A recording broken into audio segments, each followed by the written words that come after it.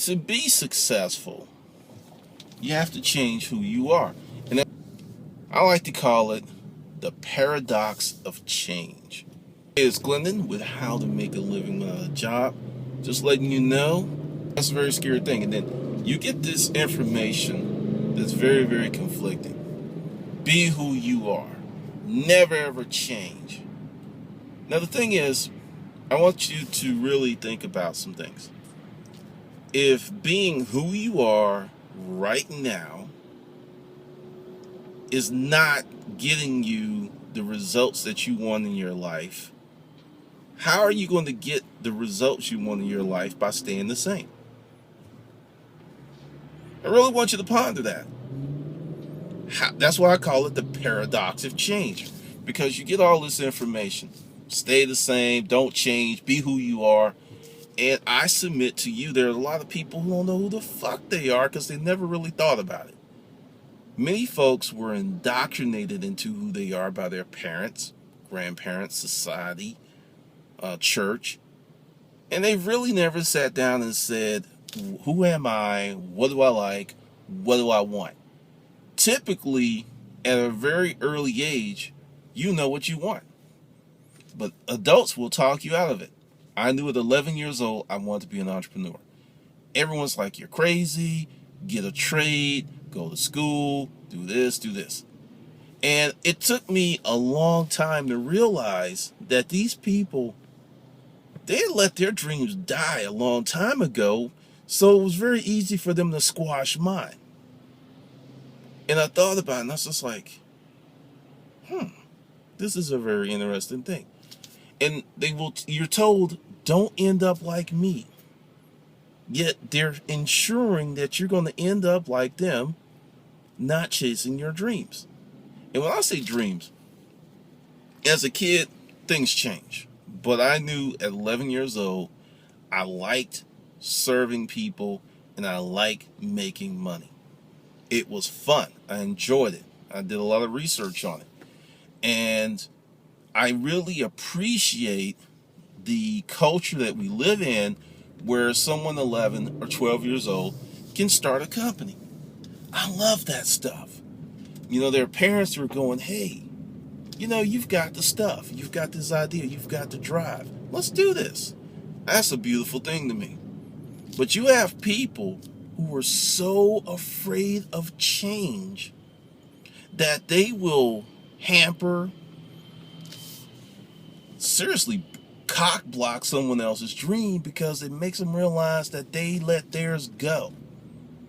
They let that thing in them just die. Now with the paradox of change, and it's a tricky proposition, you're trying to stay the same, yet you're trying to facilitate change. But if the thought process that you currently employ is not getting it done now, how's it going to get it done in the future? How's that going to happen? Everything that you are, everything that you have, everything that you don't have is a accumulation of your thought process and your mental environment. Everything. Give you some examples. There's a young guy, I cannot remember his name, but I believe he was born in Australia. The guy was born with no arms, no legs. I think he has like a stub that he uses to type. This guy has created a company, married a gorgeous woman, and has a family. Now let's take that apart. No arms, no legs. He admitted he had trials, tribulations. He was depressed at times, but he kept going. Now understand, no arms, no legs. Everyone just kind of looked at him really strangely, oddly. Yet he was able to go ahead and do something that a lot of men and women who are perfectly limbed can't do. Build a life and have a family. He was able to do this. Supposedly with all of these disadvantages, but see, one disadvantage he didn't have, that many full, able-bodied people, and I use the term lightly, he had a great mental environment. There are many people who are attractive, have great resources in terms of friends, family, networks, and absolutely hate to wake up every day. They self-medicate with drugs, alcohol, crazy behavior, absolutely hate waking up. Yet, they look good because the standard of being successful is, for some people, extremely low. Like if you look good, you're height to weight proportionate, you have a degree, you have a good job, you're successful. For some people, that is painfully inadequate. Painfully inadequate. Because they're not looking at those core drivers. They're not doing what they want to do. They're not doing fulfilling work. They're not doing something that makes them happy. They're told they should be happy because they have it so good, but they're not happy because they're not doing what they want. I think one profession has the highest degree of folks who drop out of the profession is law. So many people like, hey, be the next Perry Mason, be the next Supreme Court justice, and they get in it and they find out that law is hard. Whenever I'm doing research for something, I have to get a legal dictionary to be able to decipher what I read because it's so complex in the way things are written. And people get into that field and they just drop out. Can't deal with it because it's hard. It's not really what they wanted to do. They were doing it for the accoutrements of being an attorney, not for the core attributes of being an attorney. Now, with this paradox of change, and like I said, it's tricky and it slips up a lot of people. How do you facilitate change yet remain the same person that you are? Now, I have a very simple answer for you. You can't. You cannot be who you are right now and facilitate the change that you want in the future. You can't stay the same person. Can't do it. If you continue to stay the same person, you will continue to yield the same results. This is just really unavoidable. You were, outside of winning the lottery or marrying someone who is extremely goal-driven, pretty much your life's not going to change. It's just not. That's the short, direct, blunt answer. You cannot remain the same and expect to have the life you want and enjoy robust happiness. You can't do it. If you're happy right now and your life is yielding the results that you want, you're good to go. That's not most people. That's a minority. That's a small group of people. Because I thought that I had reached the epitome of my life in the storage auction business. I was being fulfilled intrinsically. I was being fulfilled spiritually. I was being fulfilled financially. It was everything. And after coming out, I saw something else. And I'm not the same person that I was when I was in the business. Because I couldn't do this with the same mentality that I did the storage auction business. Couldn't do it. It just wasn't going to work. That's why I had to really change myself. I look at things totally differently now because that is the path of personal evolution. Everyone has the opportunity to evolve or to stagnate. And that's one of the reasons I never use the term I'm grown. I hear it all the time. Oh, I'm grown. I'm a grown-ass man. Grown to me means you're done. Grown means to me that you're finished. I'm not finished. I'm still growing. So therefore, I'm not grown. Like, take a tree. A tree may get big. A tree may become mature. But it continues to grow. If it doesn't grow, it will die. It's simple as that. So with the paradox of change, like I said, I just gave you the $1 million answer. You cannot remain the same and expect to enjoy a new life. Now let's talk about some really ugly things. Friendships. It is rare the person that you have in your life who for this video who chose to remain stagnant, didn't really grow, didn't do anything differently, yet are very happy for you in your personal evolution. They're actually a cheerleader. They're actually really happy for your success because they love you. There's a group of people in your life who can be stagnant in their personal life and actually cheer you on and be authentic about it. That's rare, because most people will look at the mirror that you're holding up to their face and will hate you internally and will actually try to knock you off course. And it will be very subtle and vile. So if you've got a group of friends who enjoy your success, embrace your success, and are very happy for you, you better hold on to them for dear life, because they don't come along that often. Now, with the friend thing, there's some people that you will absolutely have to get rid of. They cannot go on your evolution with you. They can't. They will hold you back. Prime example, entertainment, sports. You have people that their star escalated and exploded and went supernova. And their friends haven't even left the moon. They're still moon dust. And they're trying to hang out with these people. And it just doesn't work. It's like, yeah, he hasn't changed. Bullshit.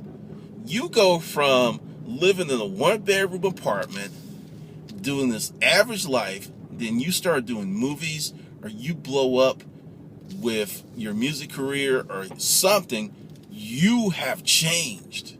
It's unavoidable. That is a romantic notion that people like to hold on to so they can feel good about themselves. Any person that has reached stunning success has gone through a personal evolution. Every person on the planet that has gone through stunning success. And when I say stunning, I'm talking Gandhi, I'm talking about Martin Luther King, I'm talking about Mother Teresa, I'm talking about Bill Gates. I'm everyone. Success is not just financial. But all of these people have gone through that serious personal evolution. And you cannot keep people who cannot deal with that in your life. You have to eject them because their energy will taint your path. Cold, harsh, but true. Sometimes this might even be some family members. And I know for a lot of people, hey, it's family. It's family. No matter what they do, they're family. I see in our current culture that people prostitute the family bond like I've never seen in any point in history. Well, I'm family. I can fuck up. I'll be forgiven. I grew up in an era where people were disowned. You fucked up the family name, people's like, and it's like, that's cool. You can't save everyone. You can't do it. There are some people who disavow themselves out of your life. You can love them, you can hope for the best, but I believe in free will. Everyone makes these choices.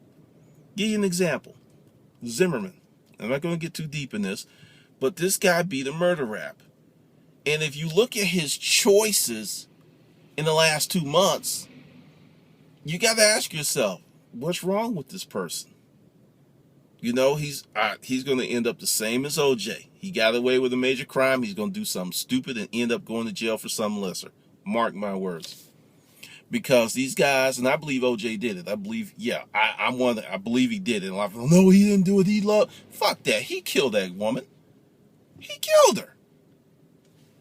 You cannot romanticize your way into a person's actions like, well, he didn't do it because he loved her. A lot of people die from the hands of loved ones. It's common. So when you're dealing with these people and understanding, there's love, there's loyalty, and then there's personal behavior. You can't love someone out of bad personal behavior. You can't do it. At some point, a light has to go off, and they're like, this is not working for me.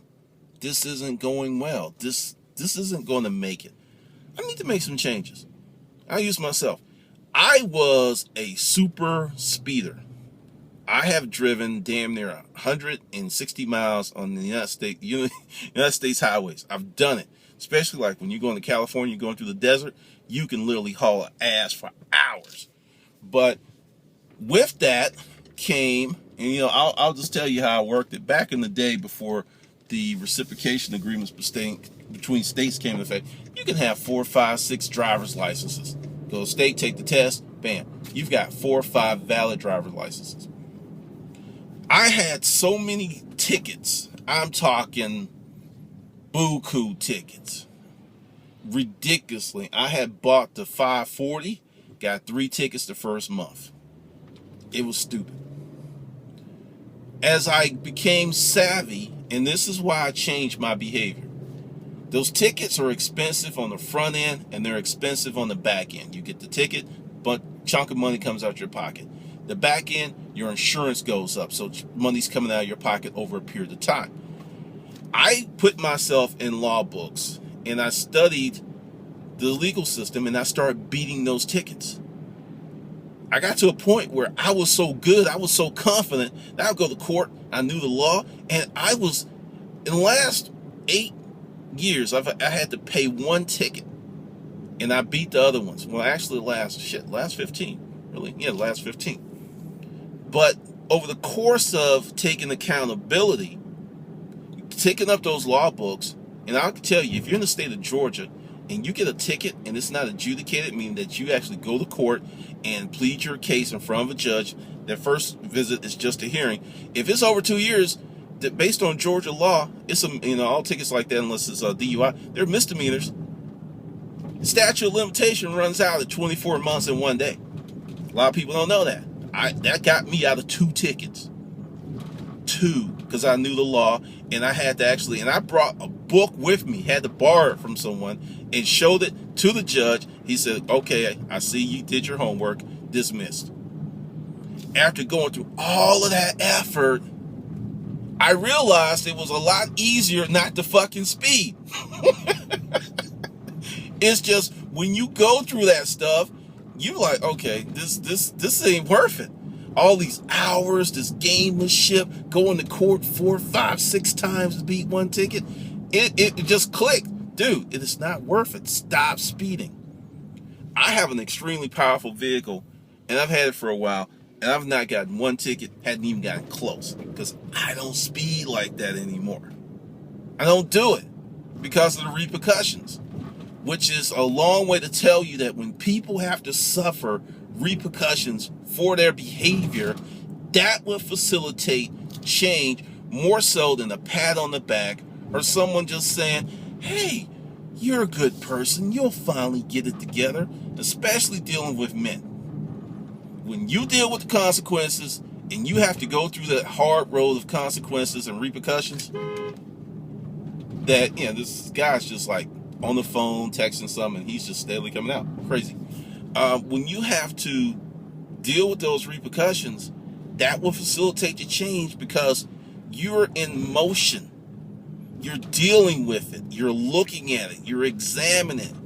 And that facilitated a long-term change of a bad habit that I had, a very bad habit.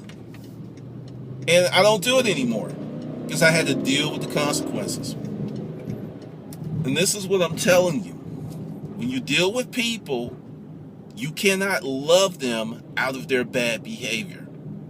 You can show them a path. You can help them to a degree. But unless their feel is incumbent and intrinsically on them to make the change, no change will happen. That's why you have people who stay the same. I used to live in the hood. I used to live in the boarding house. I guarantee you, to this day, I can go to that neighborhood and find someone that was there when I was there who's doing the exact same shit, drugs, petty crimes, major crimes, same exact shit 15 fucking years later. I guarantee you I can go find someone. 15 years. And I've went through major personal transformations because I took it upon myself to change. I want you to really understand this. You cannot stay the same. That's the big paradox, and it messes up with so many people. Because this is another thing that this society preaches, that if you're changed, that you're selling out. Now, this is my definition of selling out. Doing something that you don't want to do. That's selling out to me. If you want to do it, it's in your life path, it's on your path of evolution, I don't see how it's selling out. There are many people that think if an indie artist goes ahead and does well, and they start making something commercial and make a lot of money, they're selling out. I don't see the nobility in poverty. I do see the nobility in struggle. I think struggle is good. Struggle helps you move to a higher place. But to perpetually remain poor and be one of those, I'm just spiritual, meaning that I don't know how to make money with my craft, that's some bullshit. And a lot of people fall into that trap. It's like there's something inherently wrong with making money. There's something inherently wrong with making money the wrong way. But if your talents dictate that people will pay you X amount of dollars for this thing that you're doing, why not? Which is another part of the paradox of change. I see this so many places, on Facebook groups, YouTube. People, hey, I'm not getting paid for this. Yo, no, there's no money. It's weird that if you do something and someone wants to remunerate you fiscally, that people get weird. But I did a video on that. It's about people's relationships with money. That's a wholly different thing. But people get weird about that. It's like they don't want to be seen as doing something for money. Which is crazy, because to a degree, we do what we do for the personal and emotional fulfillment that we get from doing it. Then the money is a very big part of it. So with this paradox of change, I want you to really, really think about, are you ready to be successful? Are you ready to institute the changes that you will need to make to be successful?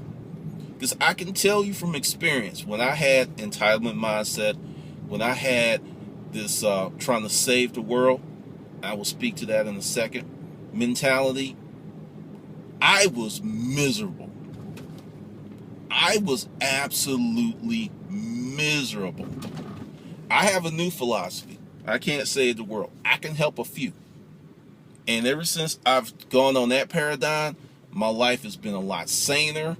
I've been more fulfilled, because understand, and I'm telling you this coming from someone who was extremely impoverished at one point in his life, that unless that person really puts out and wants to move forward, they're never going to change.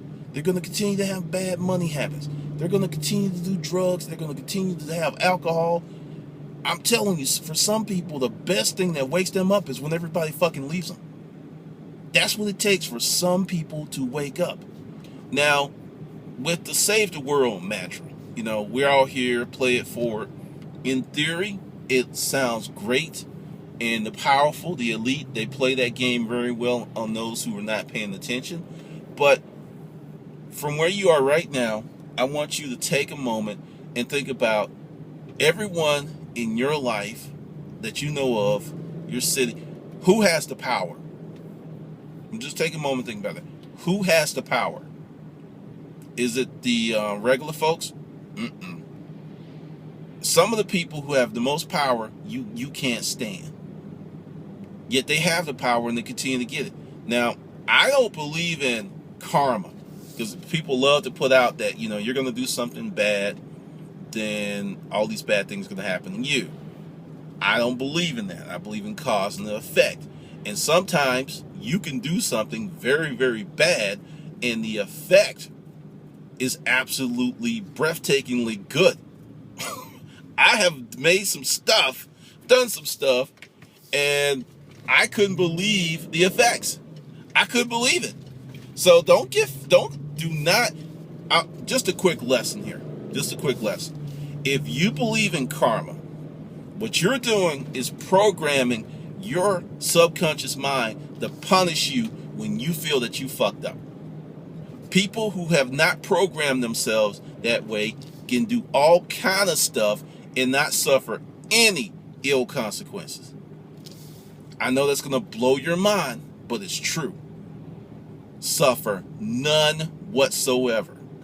Karma is a way that people can feel better about themselves, that somehow divine intervention is going to get this person back. It's not going to happen if that person is mentally aware of how the universal laws work. Ain't going to happen. It's not going to happen. I know a lot of people are like, what? No, nope, it's not going to happen. Nope. Telling you from experience, not going to happen. So when you are looking at changing yourself, really trying to climb the ladder, the biggest thing that's going to help you is having long-term goals. One of the biggest things that's going to help you in the world is having long-term goals for your life. If you want to get married, have kids, put it on your goal sheet. And people like, and that's another thing, oh, romantic love, it just happens. You can't really do it. Yes, you can. You can put yourself in the driver's seat where love will come to you. Because love is not something that you control. It's something that happens. You don't pick love. Love picks you. You can accordingly say, hey, I'm going to deal with this or I'm not. But it's your feelings are your feelings. But you can put yourself in the driver's seat by making yourself extremely appealing to a lot of people. And this isn't about your hair or getting a breast job or going to the gym. If people, when they enter your sphere, feel warm, safe, protected, and accepted, you can pull off some amazing things regardless of what you look like. But once again, this is universal law, mental law. This is how people operate. This is some different stuff that I'll go into probably in the Hustler Mindset group. But understand, a lot of what you've been fed has been told to you to keep you enslaved, to keep you, what's the word? To keep you indoctrinated in beliefs that keep you on the treadmill. That's what they do. They literally keep you on a treadmill, and you, regardless of how fast you run, you don't make any progress. Have you ever wondered that? It's like you work every day, you do what you think's the right thing, but nothing changes. You always seem to be just doing enough. You never really escalate. You never take off. And you're working your ass off. You're literally working your ass off. But it doesn't really benefit you. And sometimes you actually regress. You get to the point where you just sometimes think, like, fuck this, I'm not doing this anymore. It's like the harder I work, it's like the worse off I am. And the thing is, you're waking up. When you feel like that, you're waking up. You're beginning to realize that it's way more than hard work to be successful. You're beginning to actually take stock of your life, and you're beginning to start to connect the dots. And many people become frustrated and they get off the path. When you start to ask yourself those questions and sit down and come up with better answers, you will become more successful with less work. It's the total converse of what you're told that it takes to be successful. Hard work plays a role to a degree, but strategy, positioning, and understanding your mental environment is more important than all of the other stuff. Bar none. Way more important than all of the stuff. So once you learn that and understand that, you can start to truly evolve and create change. Because when you understand how things work versus how you want them to work, I'll give you an example. With my first book, I knew that book was going to sell. Did not take off the first few weeks, first few months. I had to do some stuff. I had to try this, I had to try that. But I knew it was going to sell because I know how people are. That's a lesson that came from fucking up, being in business. The things that irritate you, drive you crazy, also irritate other people and drive them crazy. And if you come up with a solution that works for you, invariably it will work for other people. And that's how many businesses are born. But a lot of people just stay frustrated because they don't want to change, because they would feel that they are selling out if they changed. And there's a study, and I can't find it, so I'm paraphrasing, but it is extremely hard for a person to leave their tribe. And what I mean about that is, if you grew up in a town full of metal workers and your grandfather was a metal worker, your great-grandfather was a metal worker, your father was a metal worker, your Uncle Joe, even if you have the abilities and the capacities to be a brain surgeon, you will feel guilty due to cultural indoctrination that if you don't become a metal worker, that you're somehow letting your family down. That is how insidious this stuff is. That you will forego personal fulfillment, actually helping out a lot of people, because if you're a hell of a brain surgeon, you're actually helping out a lot of people because of the cultural norm of your tribe, which is to be a metal worker. That is an extremely powerful personal anchor that a lot of people cannot navigate around or cut. Just can't do it because of the loyalty of the family bonds. What I'm telling you is there are people who have the ability to be extremely successful, and they're not, because that means that they will show up to family. Crazy, right? Nuts, right? Happens all the time. Happens all the time. Because if you ever notice how you see a family where everyone is successful and you see a family and everyone is poor, or there might be one outlier in the family that does well and everyone's like, yeah, he's a ditty or she's a ditty. You ever see that? That person escaped that legacy, but is being punished because they made a move of personal fulfillment that resulted in evolution and possibly fiscal rewards. And they're being punished for that. Happens all of the time. So if you want to change your life, learn how to navigate the paradox of change.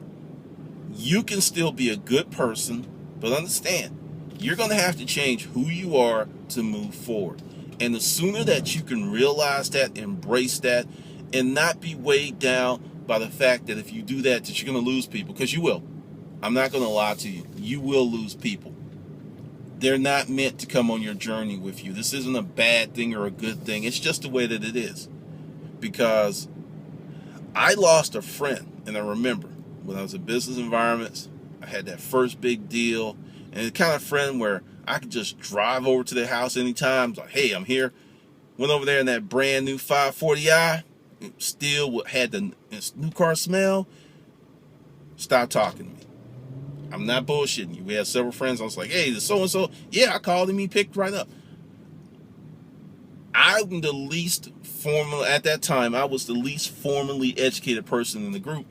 And he felt superior. And when he saw evidence that he wasn't superior, it caused a mental shutdown. Couldn't deal. So he'd rather sever our friendship than to deal with his own inadequacy. You will see that frequently. So, and I ain't gonna lie, shit hurt. I was just like, damn, what the fuck?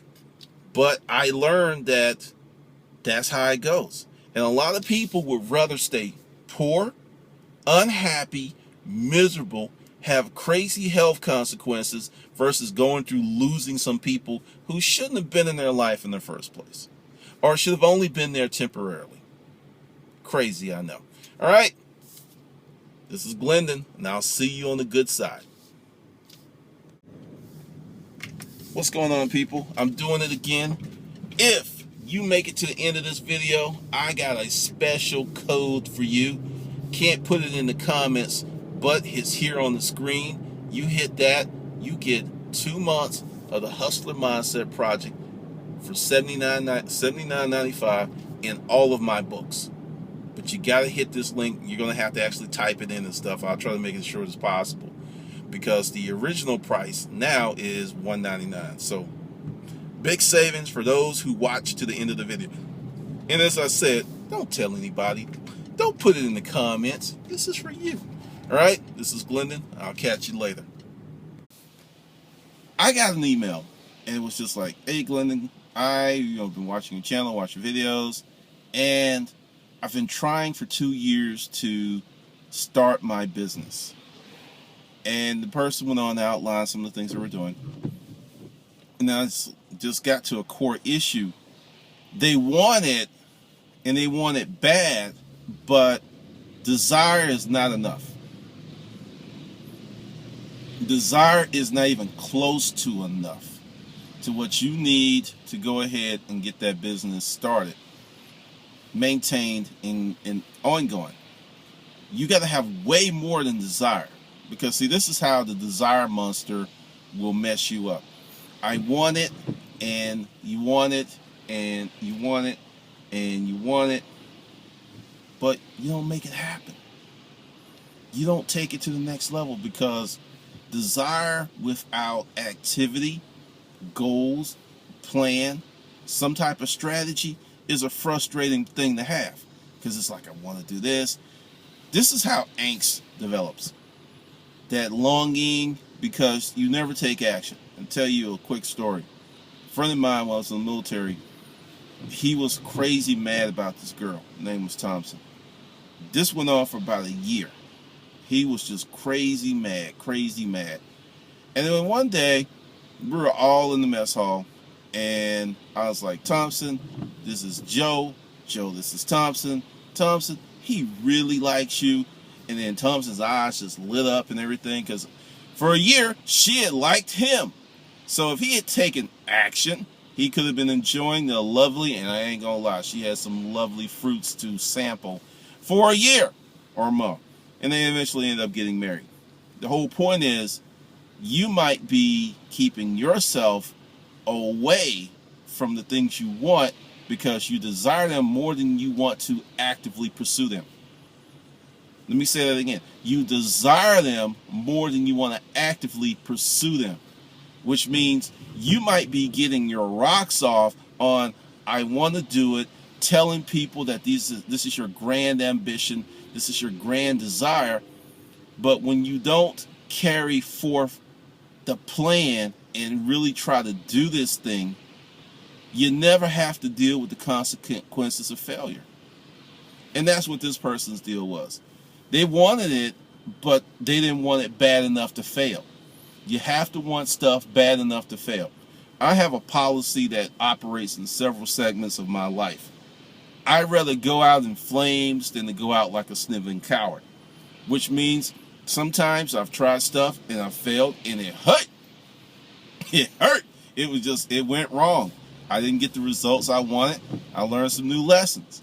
And a lot of people are afraid of learning new lessons, or afraid of stretching that comfort zone, or afraid of definitely saying, hey, you know what, I'm going to do this, and I can deal with the consequences either way. That's a scary thing for many, many people. So just wanting it, just trying to get it, just trying to have it, that's not good enough. You have to want it bad enough to fail. Because look at your friends who are successful. Really look at them. The ones who didn't inherit money, and just for clarification, I pretty much discredit anyone that inherited their money, talking like, hey, you guys gotta work hard. Bullshit. Your daddy was the one with the ambition. Unless you did something totally separate and apart from dad or mom or whatever was left to you, bullshit. I worked with people like that. I worked with a guy who was pretty much coasting and was waiting for his parents to die, because he made it known that when they passed on and he was the only child, he's getting about 10 mil. He was just waiting. He was waiting on the folks to dig the dirt now. So I totally discredit people who inherited shit and don't do anything with it. There's a few exceptions that would inherit something and make it better, but most times, more times often than not, that is not the case. So anyone that is successful sit down, talk to them, and ask them what kind of bullshit they went through to get there. Because we're in love with that person who sets out, oh, I never fail, and just everything they touch is gold. I don't believe in that. I call bullshit on that, because there was one person that was like, yeah, this guy, super successful, he's never failed. And I did a little investigation, and I found some LLCs he had that didn't do too well. And I was like, really? And he, I questioned him about it, and he kind of looked really funny at me, because it was like, how the fuck did you know that? Because this is another thing. A lot of people lie about their success.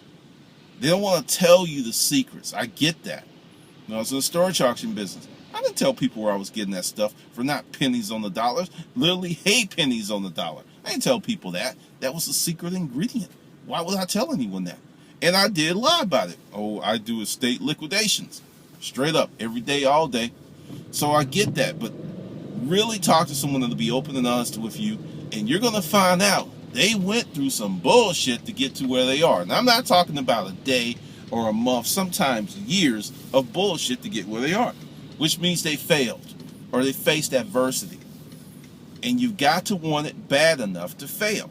And if you can't get that kind of energy in yourself, and you just keep sitting on the sidelines, keep pretending like your ankle hurt and you can't get in the game, you just never gonna get any fame. It's not gonna happen. And that's the thing. So I told this person, I sent them a consult link, which apparently they have ignored. Because when you send me a 5 or 6 or 7 or 8 or 9 or 10 paragraph email, I'm sending you a consult link, because it's going to be an hour or more of my time. And that's how it is. So just think about it. You want it, fine. But what the fuck are you going to do about it? Because you can want all day long and it's not going to happen. All right, this is Glendon Cameron, and I'll see you on the good side.